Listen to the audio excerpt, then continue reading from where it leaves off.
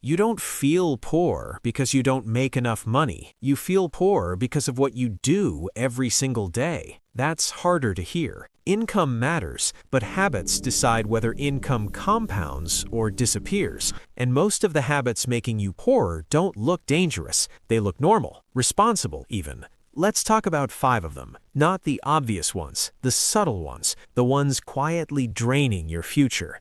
The first habit is starting your day with consumption. Before you earn, before you think, before you create, you reach for your phone. News, markets, messages, other people's lives, other people's opinions, other people's emergencies. Your brain wakes up reactive, and reactive people don't build wealth, they respond to it. Consumption feels productive, it feels informed, but information without action is entertainment, and entertainment first thing in the morning trains your mind to follow, not to lead. Wealth favors creators, not consumers, and the order matters. Create, then consume. Most people reverse it every day.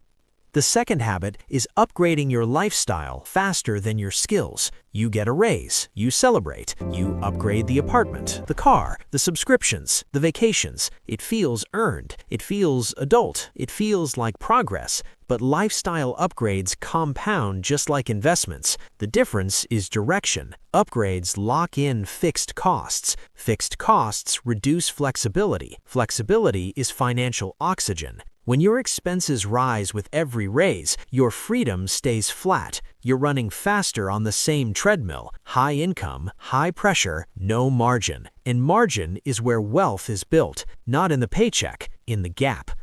The fourth habit is confusing activity with progress. You budget, you track, you compare credit cards, you watch finance videos, you feel engaged, but engagement isn't ownership.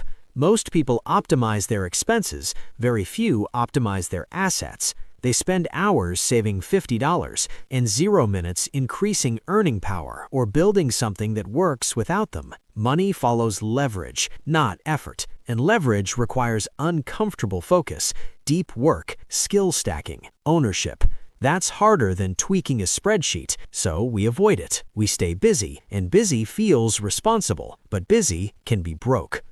The fourth habit is financing your identity. This one's subtle. You don't buy things for utility, you buy them for confirmation. Confirmation that you're doing well, that you belong, that you've made it. The nicer watch, the newer car, the upgraded phone. Each purchase whispers the same thing. You are successful for a moment, then the payment hits. Identity financed by debt is fragile. Even identity financed by cash can be expensive because you start protecting the image. You avoid risks that might lower it. You avoid starting over. You avoid looking small. Wealth requires looking small for a while. It requires invisible seasons. But when your identity depends on visible proof, you trap yourself in maintenance mode, maintaining an image, maintaining a lifestyle, maintaining appearances.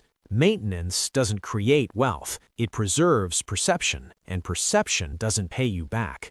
The fifth habit is trading time for relief instead of assets. You work hard, you're stressed, you deserve relief, so you spend. Dinner out, weekend trip, impulse purchase. You call it self-care, and sometimes it is, but often it's anesthesia, temporary relief from structural pressure. If your job drains you so much that spending is the only reward, you're in a loop. Work, spend, repeat.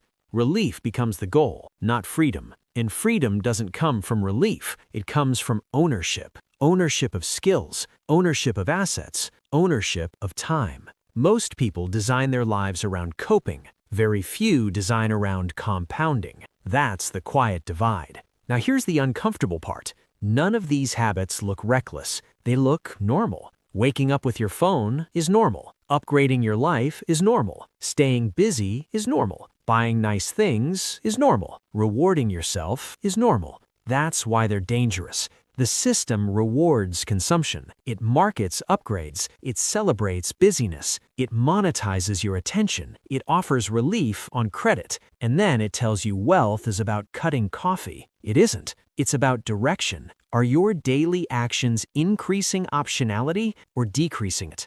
Optionality is the real currency. The ability to say no, the ability to pivot, the ability to wait.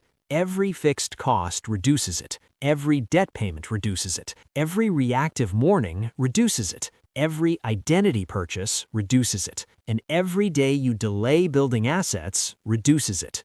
You don't feel poor because you're irresponsible. You feel poor because your structure keeps you dependent on the next paycheck, the next raise, the next bonus, the next break. Wealth is less about making more and more about needing less from your next month. That's a system shift, not a budgeting trick. If you reverse just one of these habits, things would change. Create before you consume. Delay upgrades longer than feels comfortable. Invest in leverage instead of optimization. Detach identity from spending. Build assets that reduce pressure instead of buying relief. None of this is dramatic. It's structural, and structure compounds quietly, the same way bad habits do. Here's the part most people miss. Poverty isn't always low income. Sometimes it's high income with no control, no margin, no ownership, no optionality. That's a different kind of poor, and it's more common than anyone admits. The question isn't how much you earn this year, it's how many of your daily habits are secretly negotiating against your future. Because wealth isn't built in breakthroughs, it's built in defaults. And right now, your defaults are deciding everything. In the next video, we'll break down how to redesign those defaults so money starts working with you instead of against you.